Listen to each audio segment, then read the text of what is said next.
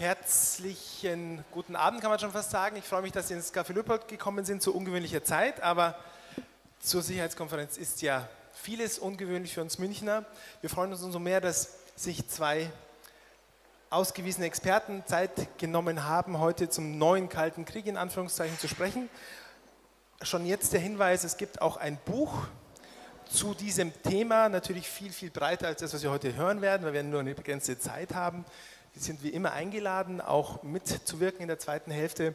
Ich darf Ihnen Julia Berghofer vorstellen, Senior Policy Fellow beim European Leadership Network, das Sie rechts auch auf dem Banner erkennen können, ein Think Tank in London. Und zur Rechten haben wir einen wunderbaren Ersatzmann, Leo Simon von der JATA, den die Julia Berghofer gleich vorstellen wird. Ich freue mich auf eure Insights und auf eine angeregte Diskussion. Schön, dass ihr da seid.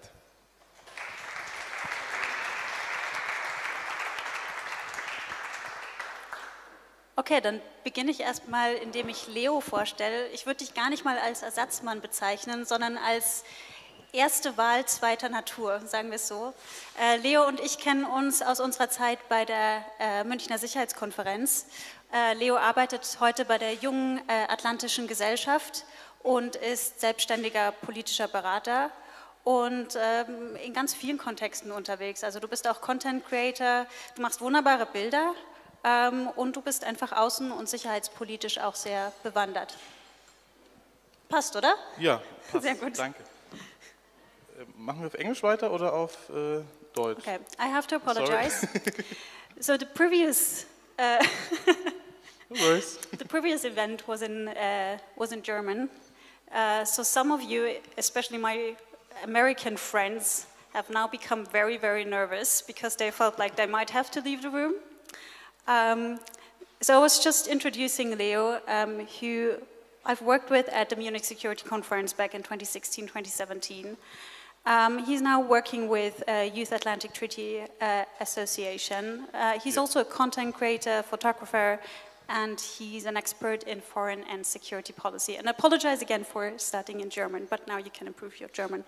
My Canadian friends over there, they learned German today, but it's late in the evening, so we don't want to hassle your brains any longer. Yeah, it's unusual that I get the moderator, get introduced by the main person of the event. I'm very happy to be here and to moderate this session, this book. We met at the Munich Security Conference. It's a great place. That's why I love the conference actually very, very much. I mean, I also worked there for a long time. My wife is working there now.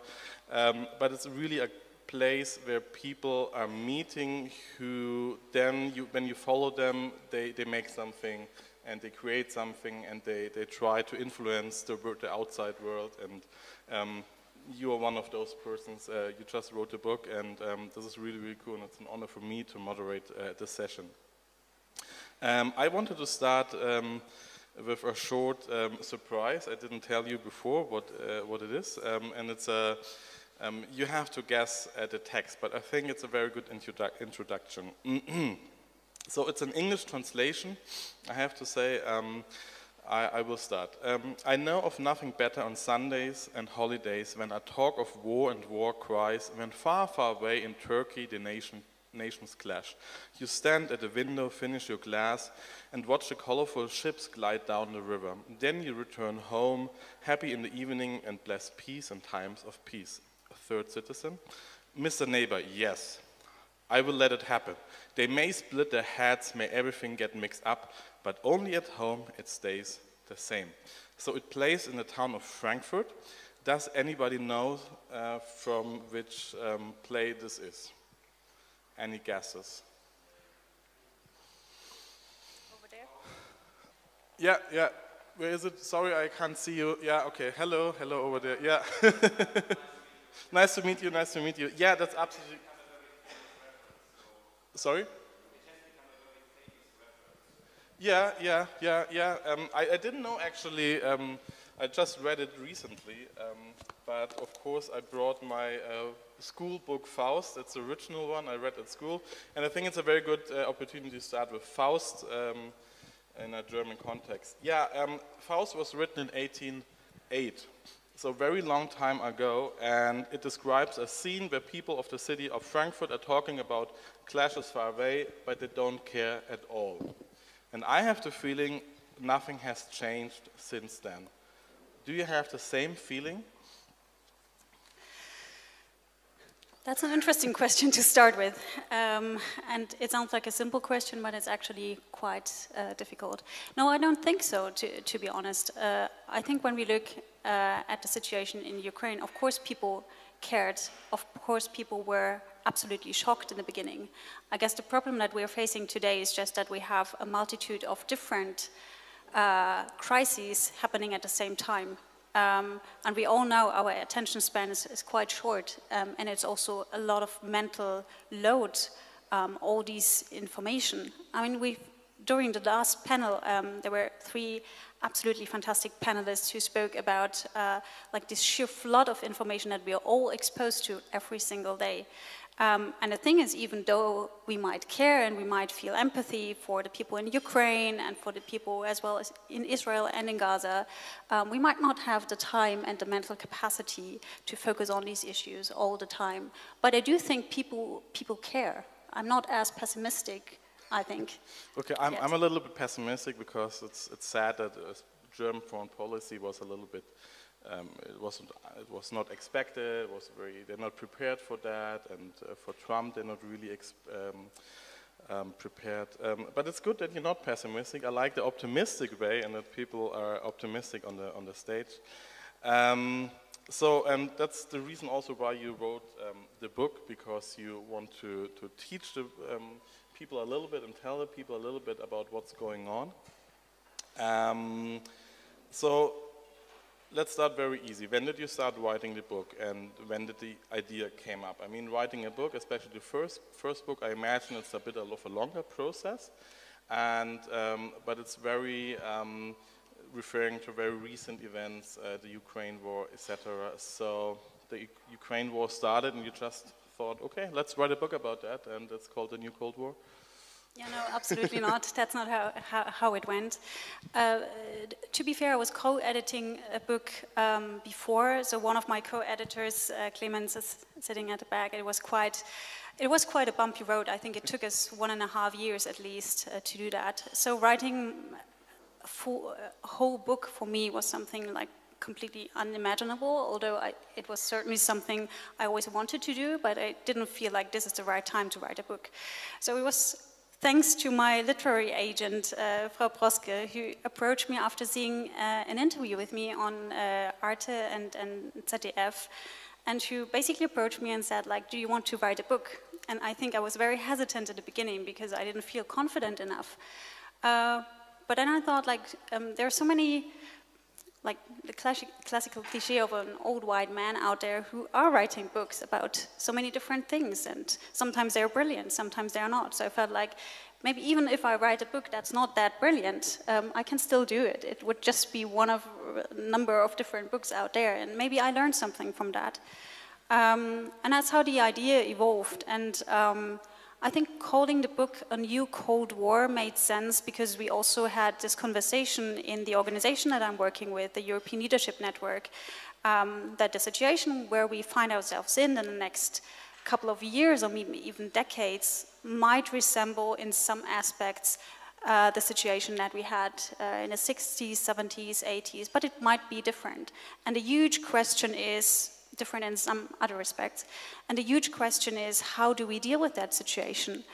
And do we want the situation to be very risky, or are there ways to at least mitigate some of the gravest risks? And that's a bit how the idea evolved. So it was not a straightforward process. It was not like on February 24, I woke up in the morning and felt like, oh, I need to write a book. It just came to me a bit naturally, I would say. Yeah, and the title, was it like clear from the beginning, or you just felt during the writing process that this is the right term because you found so many similarities between the kind of the old Cold War and the new Cold War? Well, the title was more or less clear from the moment when I started writing, which was in summer 2022.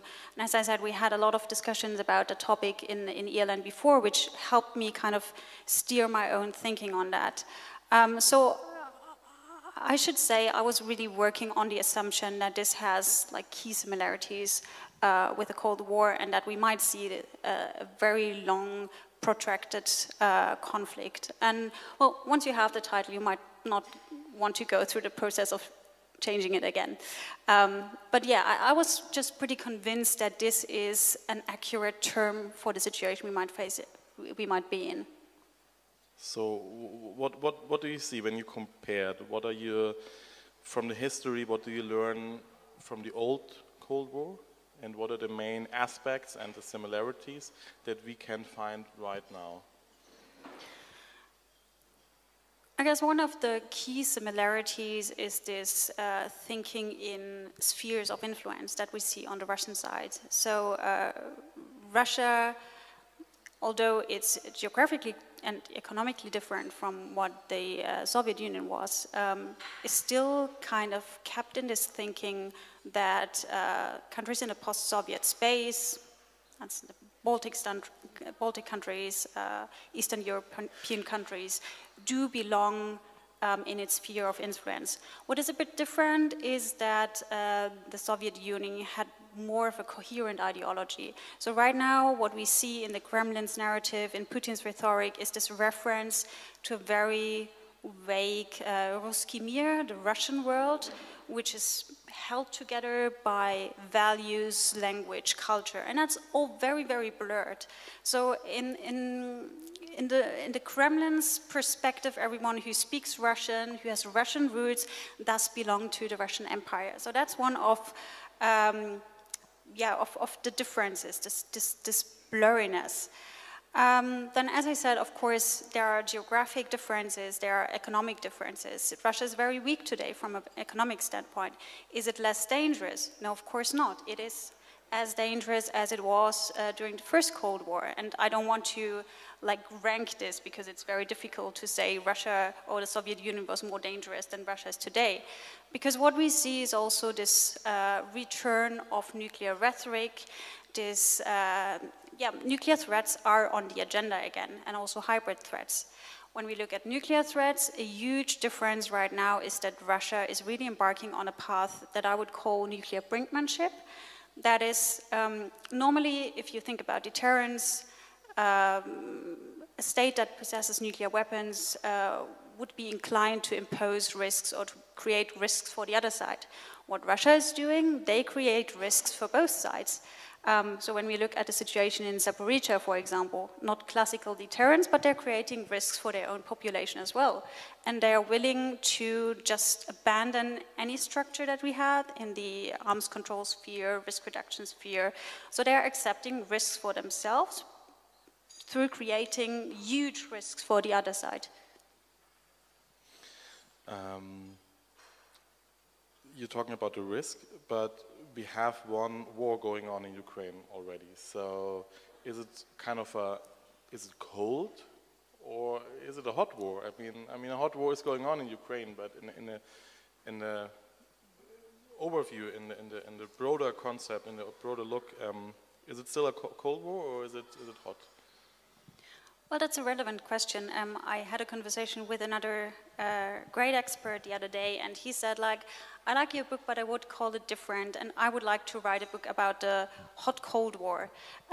Fair point. Of course, the war that we see in Ukraine, it's definitely, it's a hot war.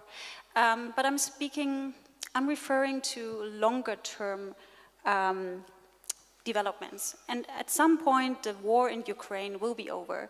I can't give you any predictions about how that's, probably you want to hear some scenarios, but... That's my next question, but okay.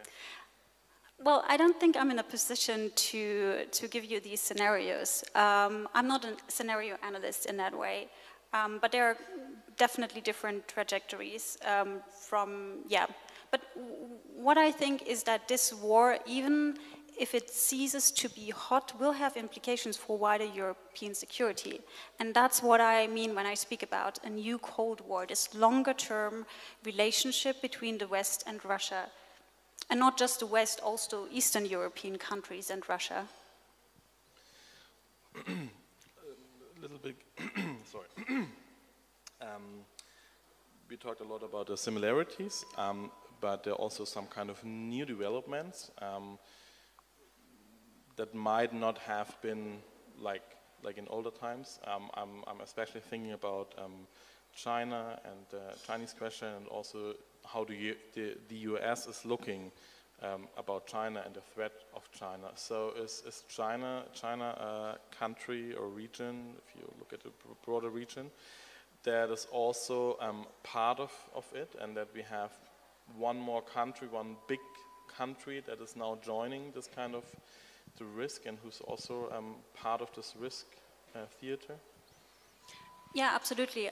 I mean, in my book I wasn't focusing on China explicitly, although I have definitely some chapters that are dealing with China as well. And I'm sure there will be books about the new Cold War which focus more on China.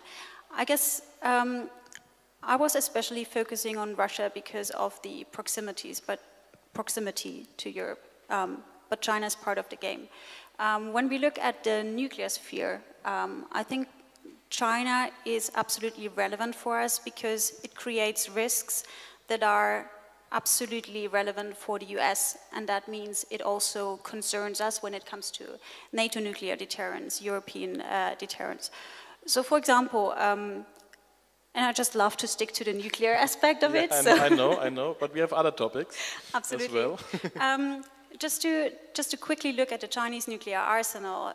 So the Chinese arsenal wasn't a huge concern for the US or European partners for a very long time.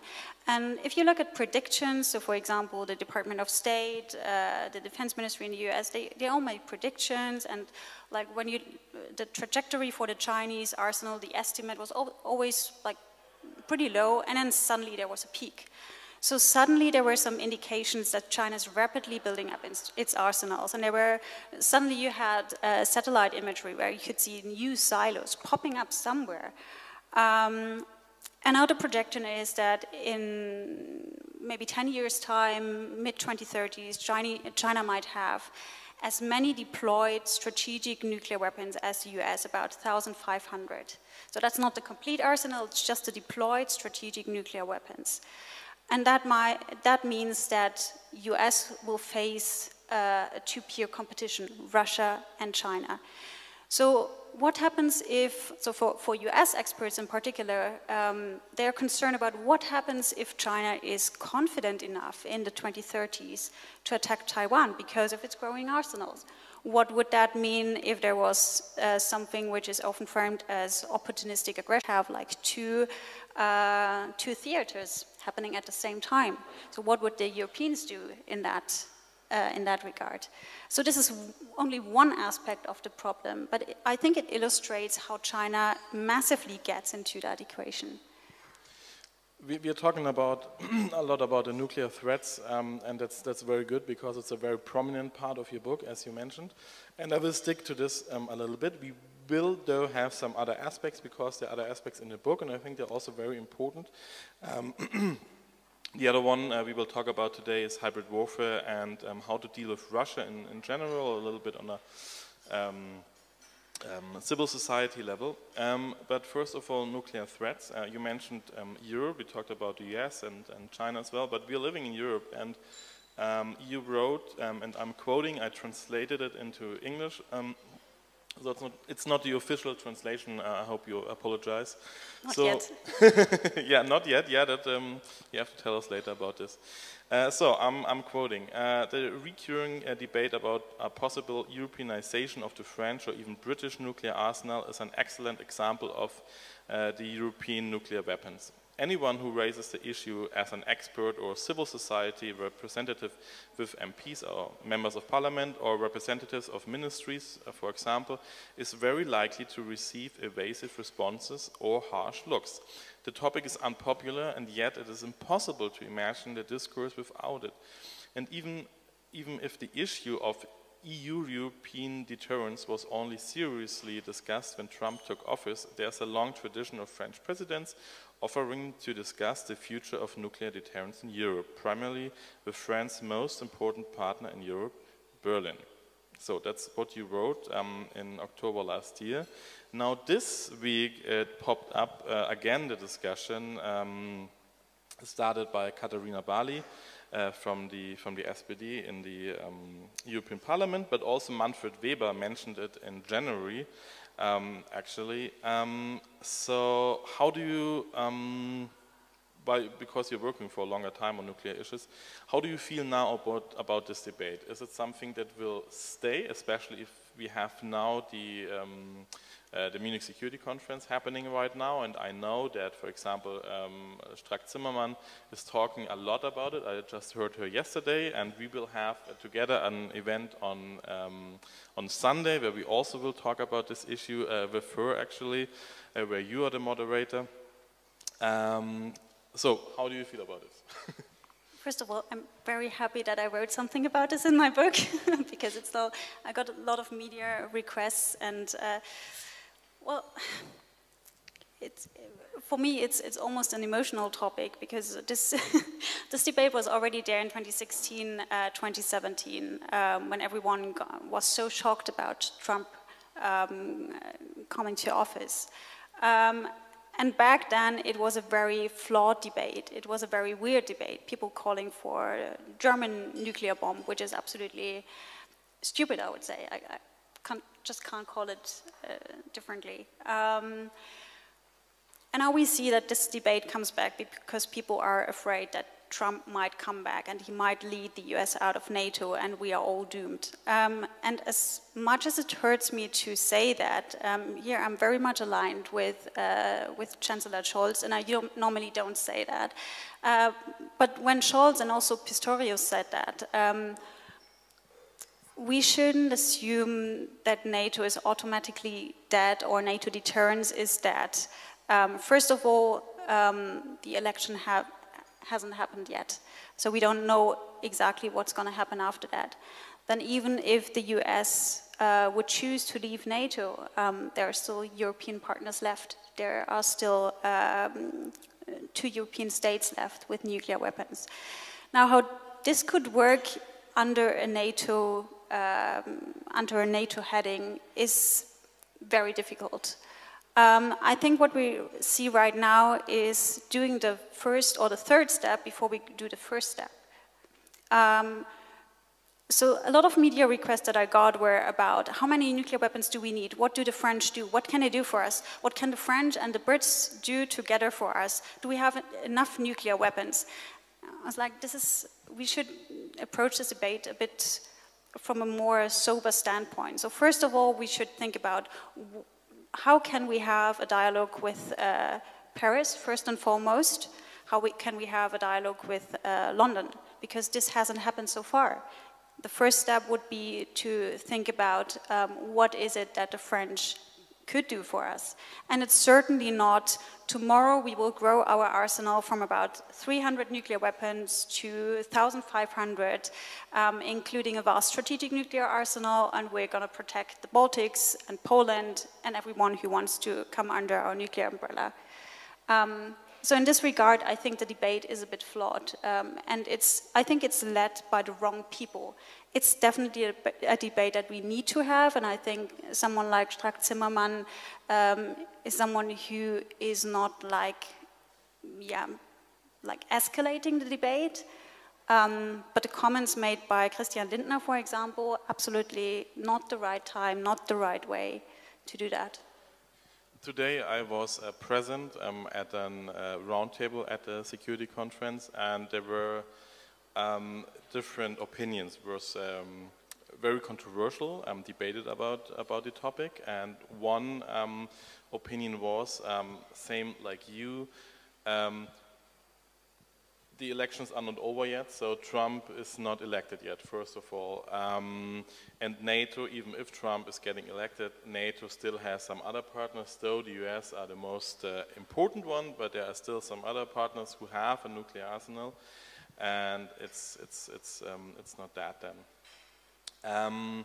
But what I found very interesting were the other arguments, because people were saying, well, we have to talk about this because it is an option.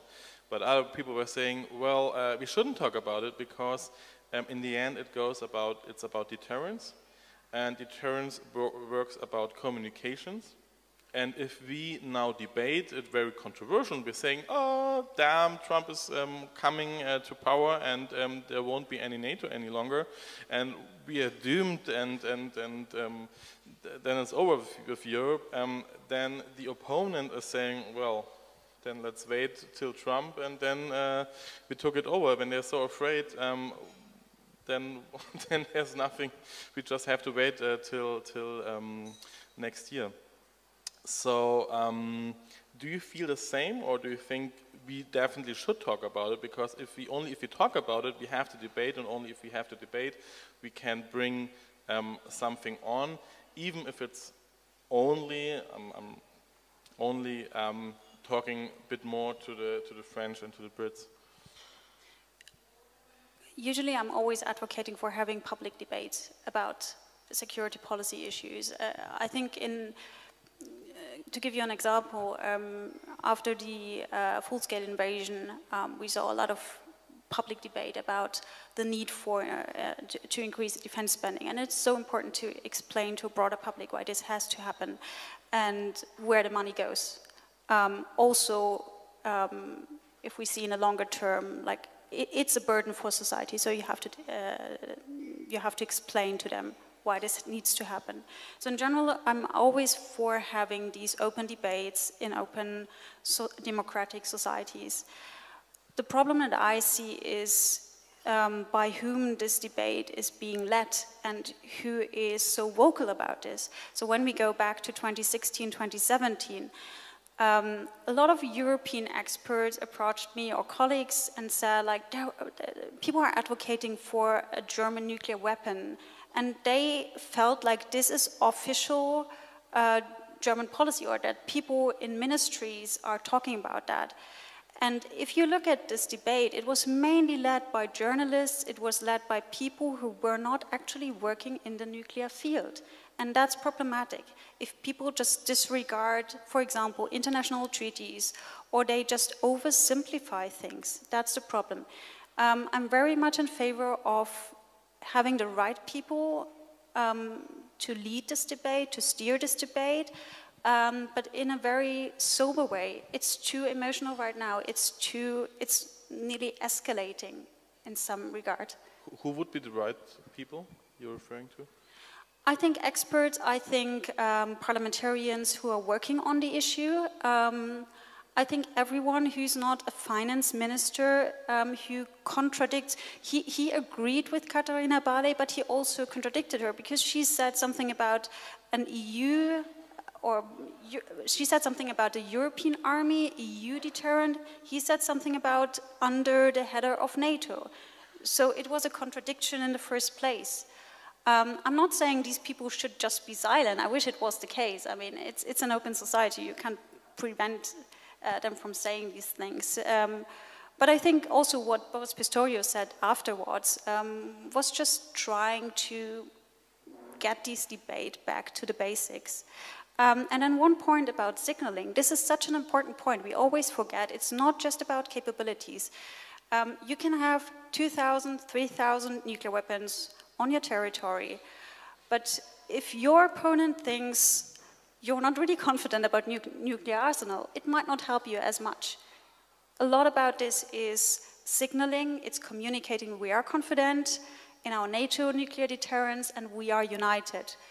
And I'm very much in favor, and I hope this will be the case, that the NATO nuclear deterrent should be just enough as it is right now, because so far it has worked. But then again, I can't predict what happens after the US elections, so it might just be wishful thinking. And we are, as you wrote in the book, part of the new Cold War. So it's, what do you think? Is it? I mean, you said you can't read the future. That's clear. But I mean, when we look back at the old Cold War, there was also both sides build up a lot of their nuclear arsenal. But then there was suddenly the point when disarmament was very big, and I think that was the time in between where disarmament was a very big topic. And we talked about this a little bit before, because as I mentioned, we have this event on Sunday as well, and it's called the role of women in nuclear disarmament. And just today, a little anecdote, I sent out a lot of invitations to many MPs and other people, and one MP from the UK replied back that she's not participating because she's not for disarmament. And I found it somehow very frustrating, actually. So, what do you think? Is disarmament at the moment a thing to talk about, or is it something else? I guess disarmament at the moment is a very complicated topic to talk about. So some people will just run away when you said nuclear disarmament. They might not feel about it as this is something realistic. I would say, of course, in the longer term, this is something we need to have on our agenda right now. What is more realistic is to talk about nuclear arms control, and maybe even more realistic to talk about risk reduction. So what we've learned over the last 2 years, I think, is we can't hope for these huge treaties, for these huge disarmament treaties that are there to just ban an entire weapons category like we had decades ago. But what we need to think about is steps to make the actual situation less risky than it is, and less risky than it might develop. So these are very boring things sometimes. So I'm speaking about communication channels, diplomatic communication channels, channels between militaries. And even that's problematic at the moment. There are still channels open, and Russia is talking to Western states, but it all became very toxic. Another issue is this concept, and that's also something the European Leadership Network is working on, and I think this concept is just very wise, to compartmentalize arms control from the current situation. So this was something that has worked during the Cold War, when leaders of both sides accepted, well, we need to reduce nuclear risks, otherwise things might just go down south, like we've seen in the context of the Able Archer exercise in 1983, when the Soviet Union thought the West is just preparing for nuclear war. We have seen that with the Cuban Missile Crisis in the 60s. So they came to an understanding we need to mitigate those risks. And that's where arms control started. And they understood we have to compartmentalize, to separate arms control from the overall situation. So right now that would mean sit together at the table and discuss risk reduction steps, even if it's not the huge treaties, risk reduction steps, even though the situation in Ukraine might not be solved yet. This is something the US has put on the table last year in summer. In the National Security Advisor Jake Sullivan made a speech, and he said, we are prepared to talk about arms control, not just with Russia, also with China. Without any conditions. That was a huge step, and it was not uncontroversial. I think there were some eyebrows raised in the German Foreign Office. And still, the Russian side came back, and Deputy Foreign Minister Ryabkov said, no, this is just one-sidedly serving the American side. It's not benefiting us. And that's a problem. What do the Russians want to? Like, do they have also something to offer to? No. No. Okay, no, very short. The thing is, at the present moment, the Russian side, and that's maybe coming back to this brinkmanship behavior, is creating risks for everyone, including themselves. Although they know, for example, when it comes to risk mitigation in the Baltic Sea, no one is interested in having military-to-military incidents, ships running into other, planes crashing into other, or military-civilian incidents, even worse. The Russian side shouldn't be interested in that. And still, they continue to create risks. They continue to walk away from treaties and from agreements. They have literally abandoned every framework that we had in the arms control sphere. Well, New START is not that yet, but it's at least, on the brink, so to say. And it doesn't seem there are any channels right now that they talk about the continuation of new arms, right? New start. Well, we do have the P5 format where all nuclear weapon states come together, and the Russians on a working level still participate in that format. I think that's a very, very small glimpse. Well, I wouldn't call it glimpse of hope, maybe that's a bit too much, but there are still channels open. But on the official side, there's no such indication. And we can also see, and that's maybe that's also part of Russia's hybrid strategy, that, for example, in UN consultations, their interest is just to delay processes, to undermine processes. Yeah, and I was in the room in the Great Hall when the wife of Navalny just spoke. It was very emotional, and I do believe it's interesting how the story now develops, but it doesn't help at all. I would say. Yeah, very interesting. I would like to invite you that we will talk about 2 other topics, but that later you can also ask questions to Julia. So please feel free later to raise your hand and think about some questions. We're talking about risks. Nuclear is one very big topic, but there are also some other risks that are coming from Russia, or Russia is conducting, and one term for that is hybrid warfare. So what do you understand? What is your definition of this very broad term? At some point you need to stop me because I really love talking about hybrid warfare. I think it's such a fascinating... You love nuclear, you love hybrid warfare. Well, go on. Honestly, there should be more MSC discussions about hybrid warfare. You should convey the message. Okay, I will deliver the message. Well, there is no overarching definition for what hybrid warfare is. There are many different terms. There are different understandings. You can see hybrid warfare as sort of a toolbox that malign actors, maybe not always just the malign actors, are using to destabilize their opponents. Hybrid warfare is something that has always been used by states to destabilize their opponents, to influence other societies. Today, what I would see as the most pertinent hybrid measures or strategies is certainly everything that happens in the cybersphere, cyber attacks, manipulation of information, disinformation, fake news. Targeting of infrastructure through cyber means.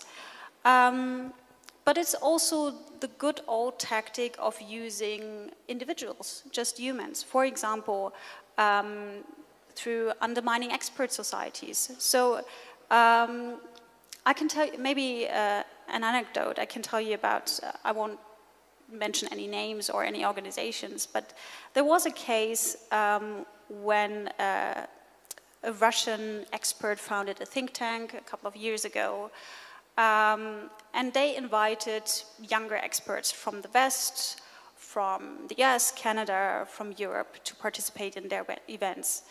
And they invited them to Russia, they invited them to conversations with MPs, Russian experts, and the whole under the header of getting them to know the Russian mindset, Russian foreign policy priorities, etc. And shortly after the invasion started, it came out that this was actually the head of this organization was working for the FSB. So they collected data on these experts and they sent this data back to Moscow. Why is that relevant? Because some of these young people are outspoken on media and they are influencers in their own networks. And I'm not saying they were all turned into Kremlin spokespeople, but this was clearly to aim to influence a younger generation of experts and to make them basically, Russian spokespeople, or at least people who have a slightly better, more Kremlin-friendly perspective. it might not have worked for a single one of them. And I don't want to give you any numbers, I don't know. But this was clearly the aim. So I think this human aspect is sometimes overrated. Then lawfare, that's a term that is combined of the words legal and warfare, which is basically instrumentalizing law, legal means to achieve your political goals and to weaken your opponent.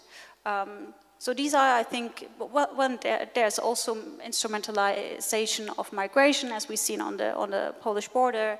There's also, you can also use energy security, food security. So there are many, many different ways to use your hybrid toolbox. Yeah, I just saw a graphic where it was described how many people actually in the Baltic states are kind of wanted by Russian courts.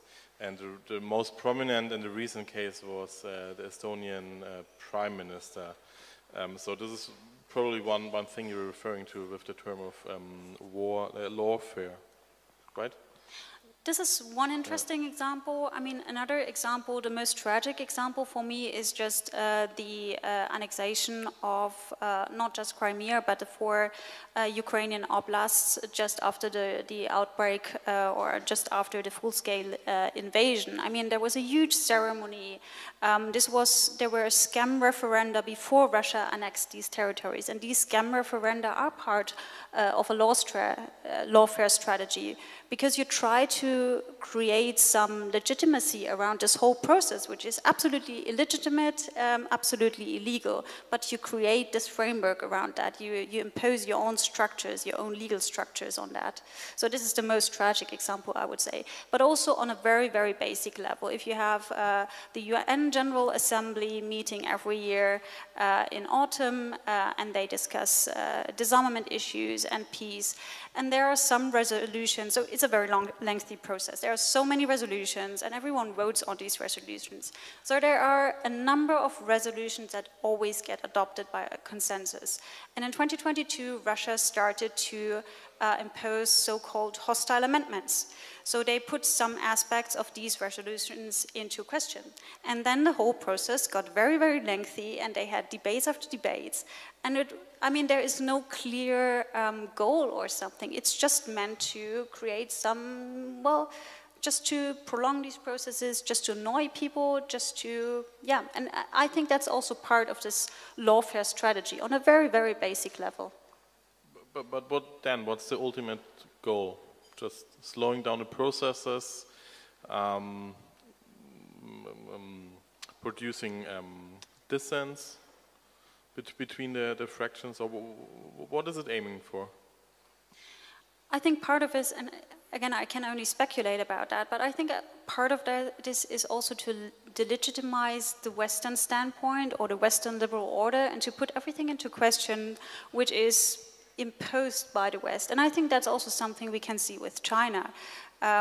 These are actors who just don't agree to our way of living, to the rules that the Western world created, even if those rules might serve them, like basic human rights, but they feel like they've been imposed on them. So I think one of the reasons why Russia is just doing what they do, and they're walking away from UN processes, and they just delay processes, is just to show, look, we don't agree with that, and maybe other states might follow. Maybe the African states, or everyone who feels like the Western dominance should just vanish.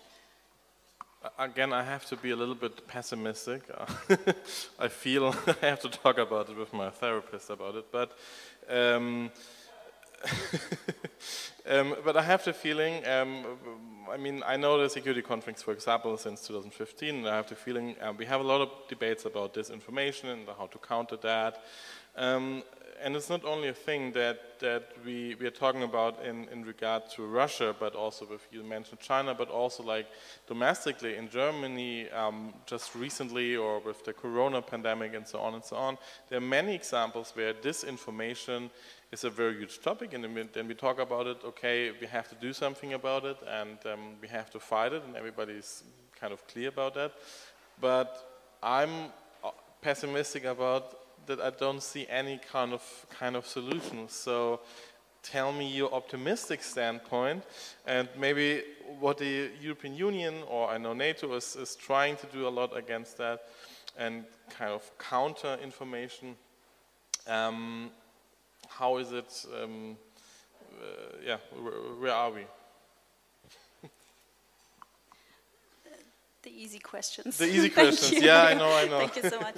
No, I would lie if I told you I have like the perfect strategy, because then I would get hired. I don't expect it that you have the perfect strategy, but yeah, just a couple of examples. Maybe. Yeah, maybe you have some optimistic, some beliefs that give the people the strength back to believe in the optimistic way and to the future of us. Well, first of all, I think the boring answer, the really boring answer, is we need to have the right structures on an EU level and on a NATO level. I mean, there's a lot of stuff happening on hybrid warfare, but then the EU and NATO only started grappling with the issue after 2014, and that was too late, because that was when the annexation of Crimea happened.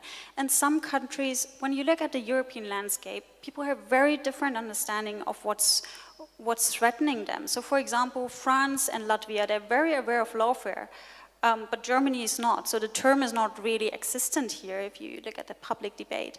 Others, also the Baltic states, are very aware of what's going on with human intelligence. The examples that I just mentioned, the Estonian intelligence service calls this psychological warfare.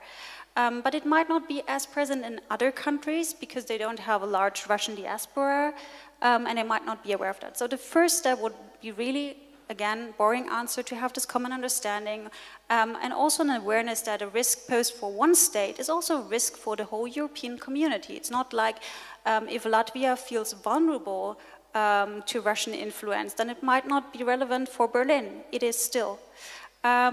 And then my favorite example of that is really the Russisches Haus in Berlin, the Ruski Dom, which is basically, the Russian Foreign Ministry has an organization, a sub-branch, which is called Rossotrodniechezvo, which is basically tasked with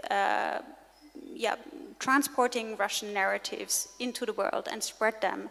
And they use Russian diaspora, so-called compatriots in different countries to transport these narratives through public events, through language courses, through Telegram channels, on various social media channels. And Rossotrodniechezvo also uses the structure of Ruski Doms around the world. So they have hundreds of different branches. It's not like the Goethe Institute. They just don't set up a branch somewhere to teach people the culture and language, but they actively try to influence opinion. And the Ruski Dom in Berlin, which is very close to the Brandenburg Gate, in Friedrichstraße, very present in the center of Berlin, the Berlin Senate didn't close this branch. And I don't know why. I mean, that would be like a first step. Like, don't make it so easy for them to get access to Berlin citizens. We shouldn't just talk about how can we counter disinformation on social media, which is very, very important, but also like these very basic examples. Yeah. That was also it optimistic? I wanted to say I didn't find it very, very optimistic then. No, it's fine, but I think it's a very good bridge to the kind of the next topic when you're referring to. Okay, one optimistic example. Okay, one. Very good. Yeah. Okay, I spoke to an expert the other day. She's working on disinformation, how to counter disinformation. And she said there are Western governments, and I will not name them, who give funding to Russian artists and authors inside Russia who are working on disinformation, but in a very creative way. So I think there are creative ways to give money to the right people and to counter disinformation through not so obvious means. I don't know, that's my positive example. Well, that's very good. That's very good. Looking a little bit back, concentrating again on the geopolitical aspect of this topic on hybrid warfare, maybe, and disinformation. I don't know if you have insights or if you have, but do you see now in the US election campaign, do you see now influences by the Russians, or do you know about that Russia is influencing the election campaigns right now? Is that something that's happening already? I haven't heard about it, but maybe you have. Well, to be fair, I haven't either. I haven't seen any numbers yet, so I can't tell you, frankly, I can't tell you much about it. But I think it would be naive to think that this is not happening, because we just have these structures that are there since 2016 or even before, and you just have like autonomously working Russian trolls on the internet who are spreading disinformation. So you don't have to start a completely new campaign; it's already there. Yeah. Okay. I want soon come to the questions of the audience, but one thing, because we're very talking about Russia is behaving bad, dealing bad, and doing bad stuff. But of course, we know Russia is a very big country, so there are people who are not Putin, and there are people who are pro-democracy. But now it's very hard to kind of find them or have even contact with them, probably. You're describing a situation in chapter 8 where you are at an airport in the Southeast Europe and you were waiting for, or with 2 Russian and 2 Ukrainian colleagues, and you're writing, the mood is strange, a mixture of exhaustion, sadness and hope. But there's also a little hope at your little table you're writing. Isn't it a good sign that we are sitting here together and talking? I was asking myself, did you meet again? Was it possible to meet again in this setup? Would a meeting like this still possible? And how would you imagine those conversations are going now? What would you talk about now? Well, to be honest, these people have met again, and these people are still meeting. I don't want to give too much information on the setup and also on the locations, because these meetings take place, it's not in secrecy, but to protect everyone who's participating. It's important to just be very discreet about them. I think for any Ukrainian, it means a potential reputational damage if they meet with Russians, even if it's Russian diaspora for some. For Russians who are traveling from Russia, there are huge risks associated to engage with any Western organization. So these people are still meeting. These people discuss very, very controversial topics, and it's not, I mean, I was writing this, for me this chapter was really something emotional, so it was really different than the other chapters. So I thought about maybe, should I do this because it's really different from the other chapters? It's analytical, but not to an extent where you don't have like this personal involvement. And I was really there at this airport, and for me it was like very, on the one hand, I was really so glad that those people met, but then on the other hand, we had 2-3 days or 2.5 days, and people were like extremely emotional. Some people cried, some people were just extremely emotional. But at the end of this 2.5 days meeting, they took a walk in the woods together, Ukrainians and Russians together, and they had conversations about politics. They had conversations about very random stuff. And that gave me a bit of hope. The topics that they discuss, as I said, they really go into deep. They discuss about disinformation. They discuss about Russian future, or like scenarios about Russia's future. They discuss about futures for Ukraine, whether Ukraine should be in NATO, what are the odds, what needs to happen for NATO to accept Ukraine. They talk about nuclear issues, they talk about economic issues, and it's something that the European Leadership Network continues to do, although we get a lot of criticism from all sides. But I would say just not having any context to the scientific community, and especially to the next generation, we would really lose those people, and especially people who have a liberal mindset. It's sometimes difficult to select the right people, and you run into risks. You have to be realistic, because ultimately sometimes you don't know who is the other person. It's difficult to select them. But then on the other hand, sometimes you can really see how these people create a level of trust between them. And sometimes if I tell people, like, look, we do have meetings for Russians and Ukrainians, and they do trust each other, they do talk to each other. People don't believe me, but that's what I see happening, and maybe it's just a handful of people, but those people still give me some hope. Yeah, as heading a kind of a youth organization, I'm also arguing always for that we have to talk to each other and to meet, and only if we're exchanging views on an international level, we can getting closer and understand each other. So I think it's very important. But what are your critics saying? Why they're saying, well, you shouldn't meet anybody? I don't understand this. Why? What are the arguments? Well, usually because, first of all, we should punish Russia, and we should punish also the expert community by just not talking to them. Everyone should feel, not just through sanctions, but through this, like, showing them the cold shoulder. This is really, we don't accept any of that. I do see the point, really, I do see it. And from an emotional standpoint, yeah, it's something I also have in mind. The other argument is there's simply no one left you can talk to, because everyone is just a Kremlin spokesperson. And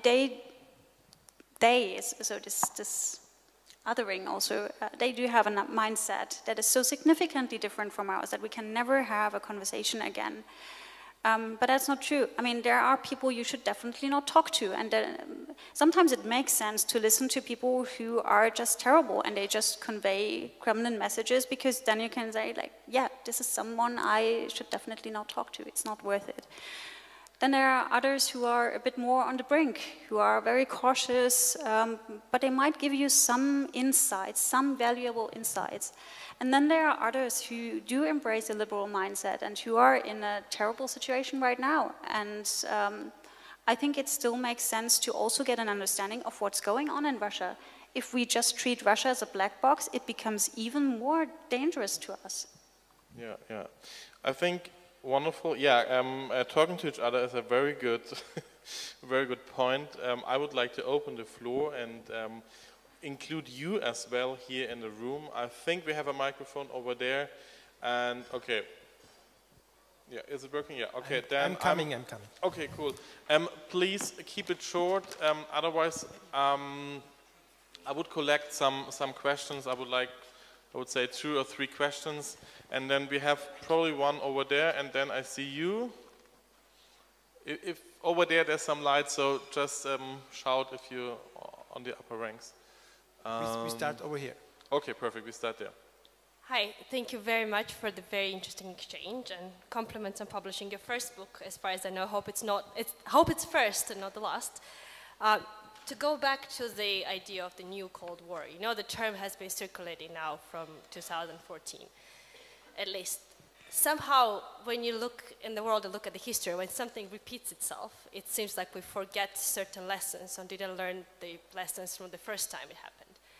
So what do you think are the lessons that we failed to see or learn or forgot from the old Cold War or first Cold War, if you may? What do you think are the lessons we should remember and carry on in the current situation? And I hope I voiced a question for everyone here. The second question is, when is this book going to be translated in English? Because we're waiting. Thank you. Very good question. Then we have... You want us to gather the questions? Yeah. Okay. Yeah. Let's collect one more. Okay. Then we do this side, and then we go over there. I come to you later. Hello. I'm very interested about a bit more of this hybrid warfare topic. From a bit of the information level I have, sorry? No, you can go on. Okay. Sorry. This is getting emotional, I'm sorry. Okay, it's okay, sorry.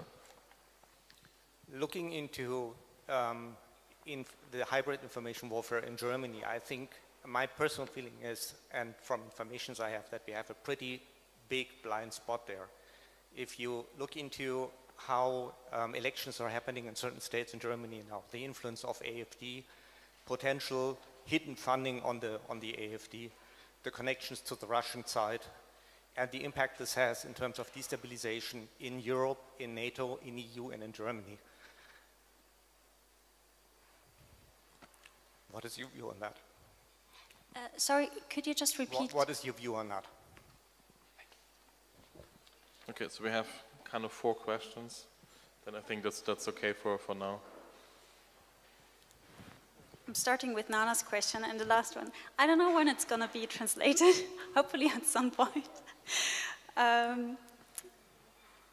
Yeah, this is actually a very good question, but also a tricky one.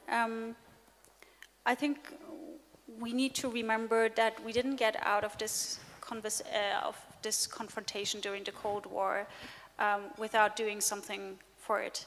And I'm not just speaking about dialogue. And don't get me wrong, dialogue doesn't mean we sit together at a table and we negotiate and we make huge compromises with the Russian side.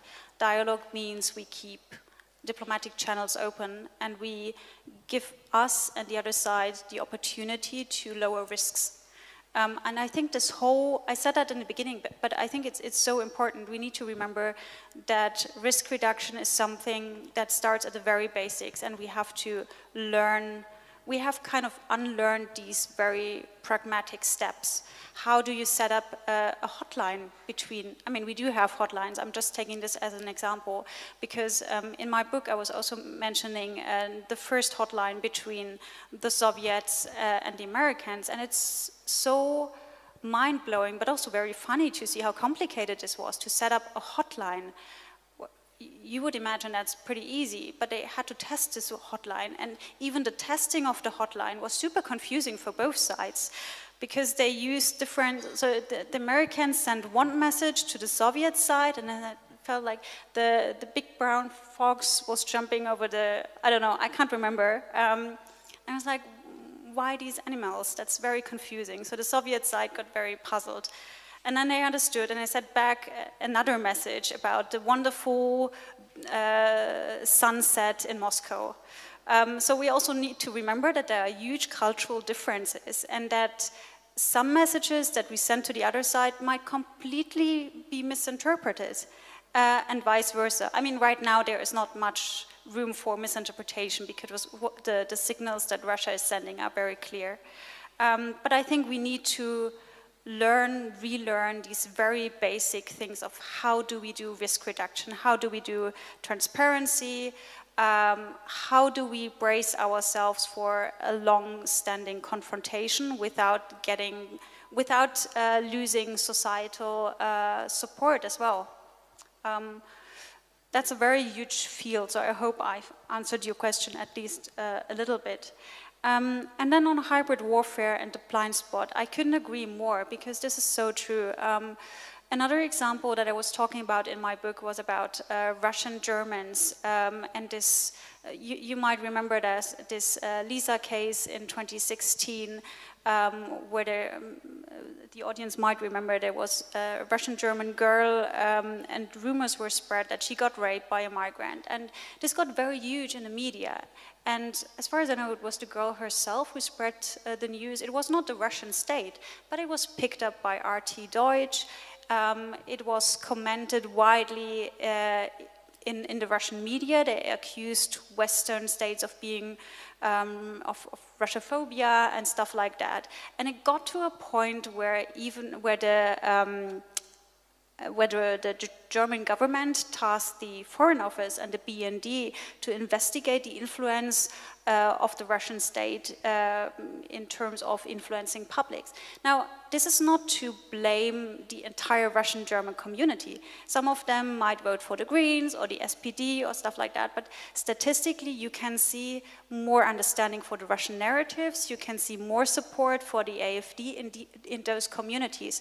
This is something we have absolutely been ignorant about that So everyone thinks when we talk about Russian diaspora or even compatriots, this is happening in the Baltic states. But that's not true. It's happening in Germany as well. And it's not clear to what extent this Lisa case had an influence on the elections in Berlin and Baden-Württemberg in the same year. But it might be the case that it had a huge impact because especially in the Russian-German community, support for the AfD is high.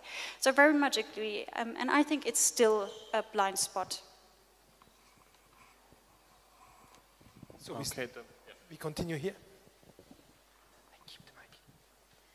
Thank you so much and congratulations on your book. One of the core or key areas of focus of the Cold War a long time ago was the positionality of non-aligned countries. And I'm curious to know, along the lines of hybrid warfare, how you think Russia, or both sides today, are contributing to different types of election interference and media manipulation in other countries outside of the West and outside of Russia. I mean, do you think that the West is doing enough to counter these kinds of initiatives coming from the Russian side? Thank you. Was there someone else on this side? Okay.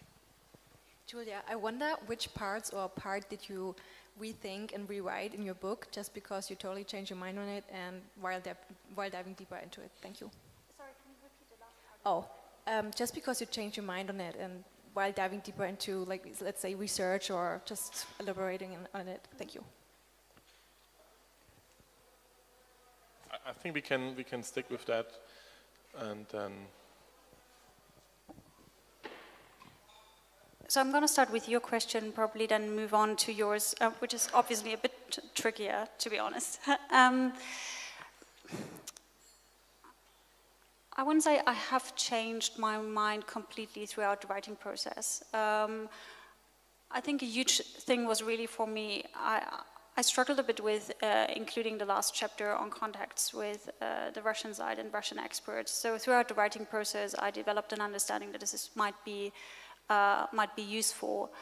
There's also one chapter where I'm speaking about feminist foreign policy and like, for example, developments in the Ukrainian army. So, for example, it was very important for the Ukrainians to show that they are aligned with Western values.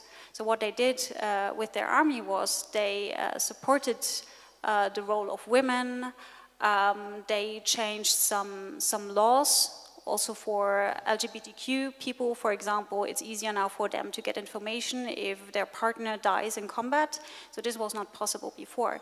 So doing this research didn't change my mind, but it was like a very almost mind-blowing how quickly this part of society developed. Whereas when you look at the Russian example, it's just like so obvious how this is such a very not just male-dominated army, but also very violent army on the inside. There are, for example, a lot of, there have been some investigations by Human Rights Watch about how new recruits to the Russian armies are treated by older recruits. For me, this was completely mind-blowing. So as much as the Russians tend to think that Ukraine is not a country and Ukrainians are just Russians or part of the Ruski Mir who happen to live in some geographical area that should be Russia again.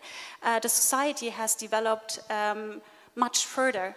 So this is just one example, but it didn't lead to a complete change of mind, or it didn't inspire me to write something differently, I would say. It was just it was just something very new that I learned. And your question was, is the West doing enough to counter election interference in non-aligned countries? Maybe I should, just to look at one specific example, maybe if you allow me to look at Moldova, because I think Moldova shows us, Moldova is an interesting example because it tells us a lot about the West. So about a year ago, Moldova was pretty pretty present in the media suddenly when Maya Sandu said, oh, there's a lot of disinformation and we have a huge problem with that and we're concerned that we are the next victim of Russian aggression. And there was a public outcry for a couple of days or a couple of weeks. But so far, I haven't heard about any type of targeted support for the Moldovan government. So what we see right now is a huge support in Moldova for EU and for EU accession. But NATO has a very bad reputation in Moldova right now. When there were some figures, some opinion polls as of lately. So I think the West is still very, very complacent and not caring about, I think Africa, although we can't speak about Africa as a whole, is also a good example. Do we accept that China and Russia are spreading this is not about election interference, but about information manipulation. Do we accept that they spread their narratives because we are so complacent and we have all the political foundations present there and they do support democracy and we don't have to care about that? No, it's not true. So the short answer is that the West is definitely not doing enough on all these fronts. And it's huge, and you have to look at different scenarios and different conflicts. And I think we're just lagging behind. Who else wants to ask a question or share some insights? Maybe from above, the gallery, if you come to me. There's a lot of younger people upstairs. Someone? Maybe if you continue just for some more minutes on the stage, if you have some questions left, and then we sum up. Actually, I like this, the topic you were talking just right now about the non-aligned countries, because I'm also very much interested in Liberia, for example, for a country. China is very, very much engaged. But the region is also very influenced by Russia. And if you look back at the old Cold War, we saw many proxy wars, and they were not fought in Europe, but all over the world.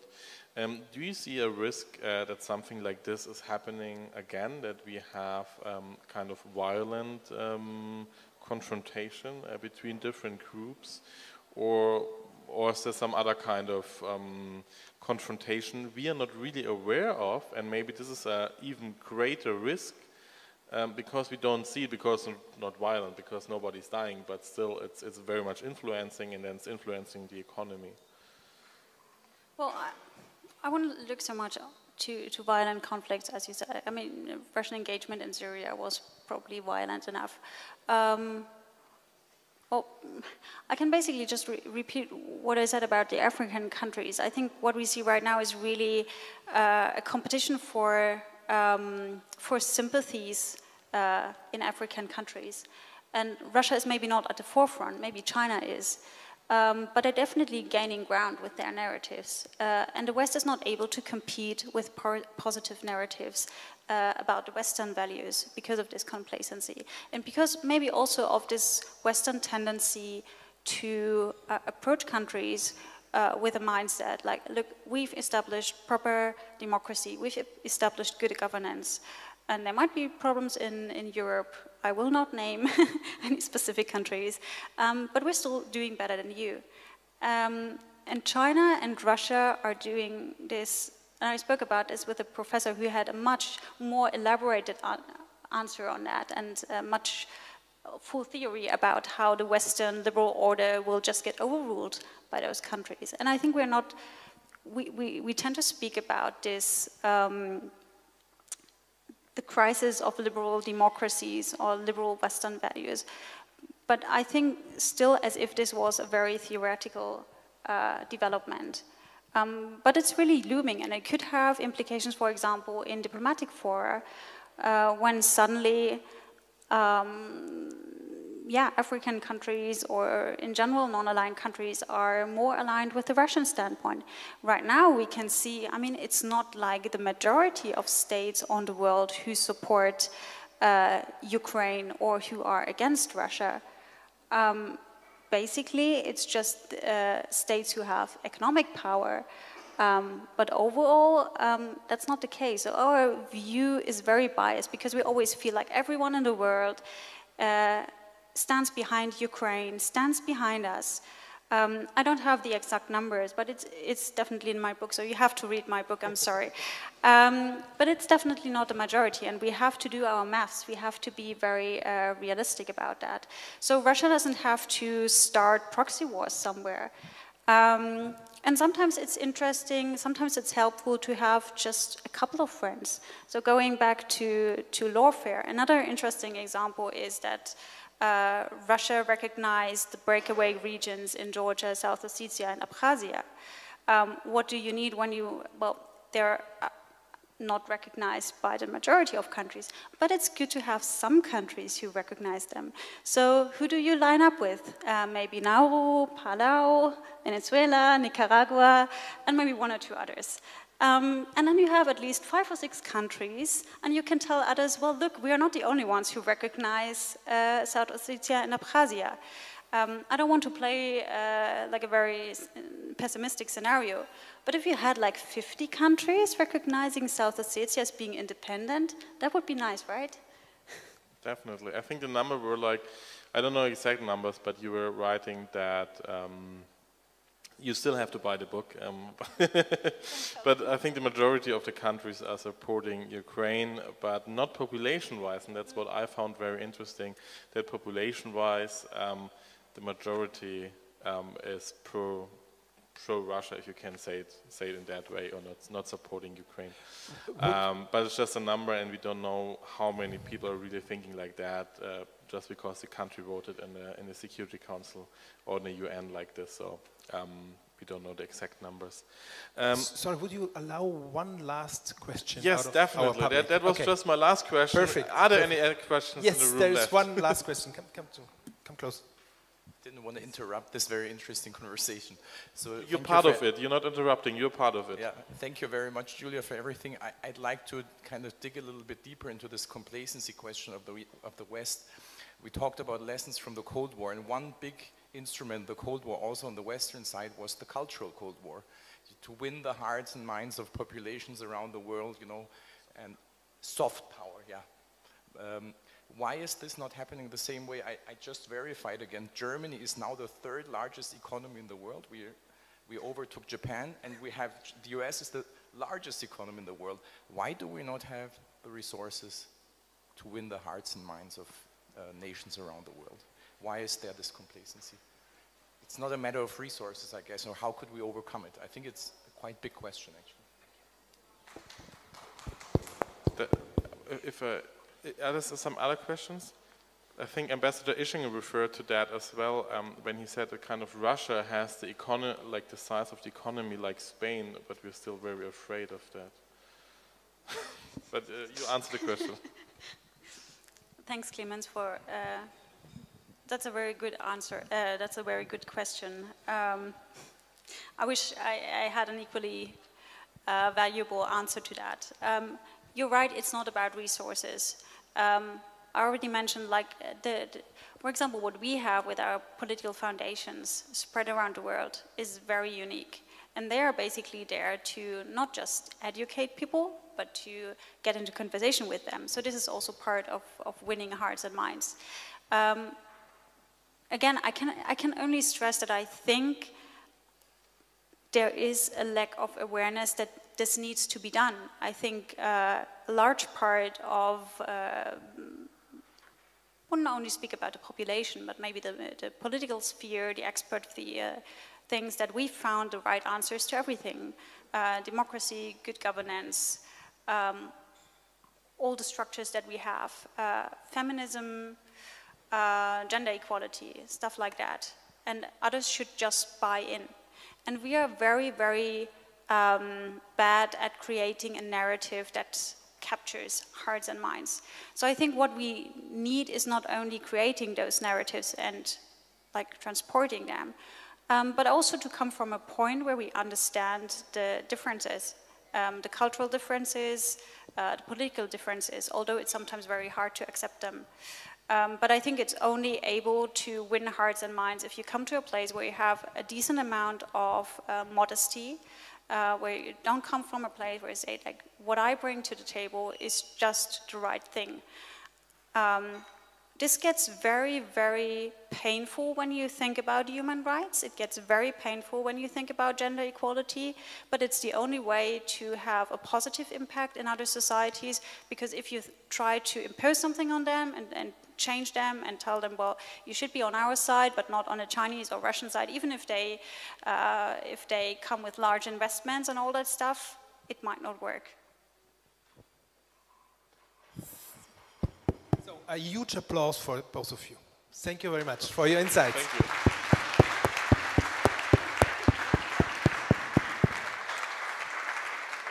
Do you want to sum up?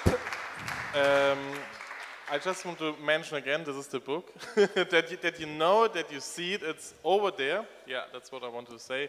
And yeah, I also want to thank you, first of all, for your insights. It was very, very nice talking to you. Very interesting. I would have one last question that we answer in private, because it's too long, I know, and it's very difficult. It's about Trump and the election and what's happening if he's winning and then he's pro-Russian, and what's then happening with the concept of a pro-Russian US president, if that's also part of the new Cold War. But I think that's a discussion. Yeah, we don't get started by this, but that's maybe a food for thought. And yeah, I just want to say again, thank you for being here, for hosting this series in part of the Munich Security Conference. There's a lot events are going on, and I'm working, I started yesterday working at the conference, and it feels like I'm working there for years now, and it doesn't end, and I'm super tired, but it still goes on for 2 more days, and I really hope to see you all at other events. As we said, we have events, but here also events taking place, and I think you want to talk about your events here. Just a second. Tomorrow, Julia is going to host 2 more events at this place here, and let's take pressure on the editors that we get the book in English. That's what I wanted to propose. So thank you, Julia, having us, and have good discussions. And yeah, for more fact-based discussions, inspired discussions, conversations by the book, she's going to sign it. Thank you very much. Thank you.